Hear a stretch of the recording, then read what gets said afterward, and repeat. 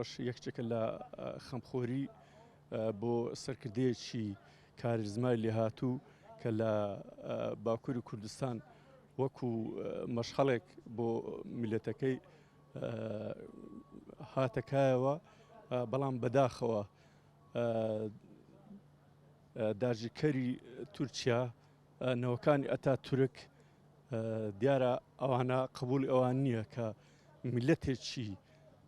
چەندین میلیۆن کەس لەو وڵاتێ دەژیتن مافی ژیانی پێ نەبەخشێتن بەدەستێکی ڕەشی چەپەڵی داگیرکەری ئەوانی کە پژیران لە داگیرکە کردووە بە پیلانێکی تۆکمە هاوڕێ تێکۆشەر سەرکردەی لێهاتوو عەبدوڵڵا ئۆجەلان کە ناسراو بە ئاپۆ لە باکووری کوردستان دەستگیر کرا زۆر بە نامرۆڤانە نازانم مافی مرۆڤ هەتا ئێستا لەکوێیە مافی مرۆڤ UN لەکوێیە کە میلەتێکی سەرکردەی میلەتێک بکاتن کە ئەو میلەتە زوڵمی لێکراوە داوای ماف و حقوقی خۆی دەکاتن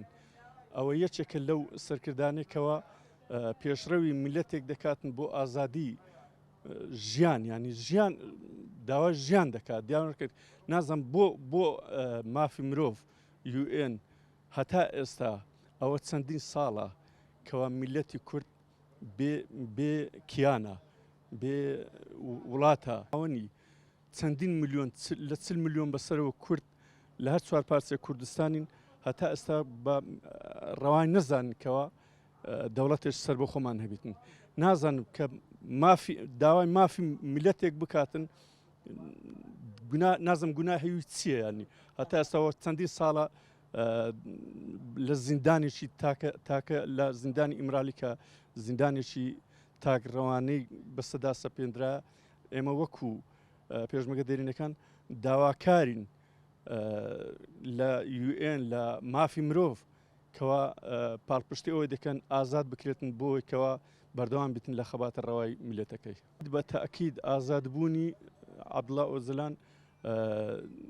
بەڕاستی کارێکی ینی کاریگەریش زۆر دەکاتن لەسەر پرۆسێس سیاسی کوردستان و لۆ هەر چار پارچەی کوردستانیش بەڕاستی ینی زۆر گرنگە زۆر پێویستە ئەو وەلەو کە عەبدوڵڵا ئۆجەلان گیرا هەزاران عەبدوڵڵا ئۆجەلانی تر لە خەباتە بەڵام ئەو یان پێویستێکی سەرکردەیە لەو پەکەکەکە بێتن دیسان بەردەوام بێتن لۆ خەباتە ڕەوای میلەتەکە وەکو پێشمەرگەی دەرینەکان هەر سەرکردەیەکی کورد لە هەر چار پارچەی کوردستان بگیرێ یا زیندانی بکرێ ئەمە پشتگیری دەکەین و ئازادکردنی پشتگیری دەکەین ئەو سەرکردە کە ڕێڕەومان بکە هەر چار پارچەی کوردستان دەکنەمە یەک خاکە و یەک ئاڵایە ئەمە بەردەوام پشتگیری سەرکردەکان دەکەین ئەو سەرکردانەی کە قودرەتی بەخێوکردنی ملەتیان هەیە کە قودرەتی چاکسازیان هەیە ئەمە عەبدوڵڵا ئۆجەلان قوتابخانەکە لۆنەوەکانی خۆی ئێستا سلاحەدین دیمرتاش یەکە کە لە قوتابیەکانی سلاحەدین دیمرتاش کابرایەکی بە ئەمکانیەتە ئەوەیە پشتگیری ویش دەکەین لۆ ئازادکردنی پشتگیری عەبدوڵڵا ئۆجەلانیش دەکەین ئەو سەرکردانەی کورد ڕۆژ هەڵات کە تیرۆر کرانە ئەمە ئینکاری ئەو شتەی دەکەین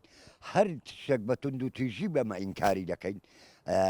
ئێمە پێمان خۆشە هەموو سەرکردەکانمان لە ناو ملت بن وەکو مامۆستایەک وانەی بە قوتابیەکان برێنەوە و فێرە شتی زیاتریان بکەن لە خۆدا عەبدوڵڵا ئۆجەلان قوتابخانەکە لەبەرەوەی چەندەها کتێبی هەیە چەندەها نووسینی هەیە خۆی لە خۆیدا کە سیاست دەکا لۆ هەموو تورکیا سیاست دەکا هەر قسەی دەکا دەبینی ڕێڕەوەکان هەموو بە قسێکی دەگۆڕێ نزیکەی 20 میلیۆن کەس پشتگیری سەرکردەیەکی وا دەکا ئێمە پێمان خۆش هەموو سەرکردەکانمان وابی لە هەموو پارچەکانی کوردستان هەر سەرکردەک قوتابخانە بیلۆ ملەتەکەی خۆی تورکیا هەر سەرکردێکی کورد لە هەر چار پارچەکی بی بزانی خەتەریەت لۆ سەئەمنی وی هەیە تێکی دەدا و دەیگری لە ناوی دەباتی ڕۆی دەکا ئەو بەرنامەی تورکایە کە خۆیان دەرێن ئەگەر بێت و دەوڵەتی کوردی لە سەمانجی دروست بێمە دەی ڕوخێنین خۆوان بە دەزی نییە بە ئاشکرایە و قسەی دەکەن ئێسادا هەموو کورد پێویستە یەکدەری بگرن بۆ ئازادکردنی عەبدوڵڵا ئۆجەلان بیست لە عەدیل مرتاژ بێ هەر سەرکردێکی کورد بگیرێ پێویستە ملت یەک بی یەک وتاریان هەبی کۆنگرەیەکی نەتەوەیی بکەن لە ناو یەک ڕێک بن بۆ ئەوەی دووبارە هیچ سەرکردەیەشتیان نەکەوتەوە زیندان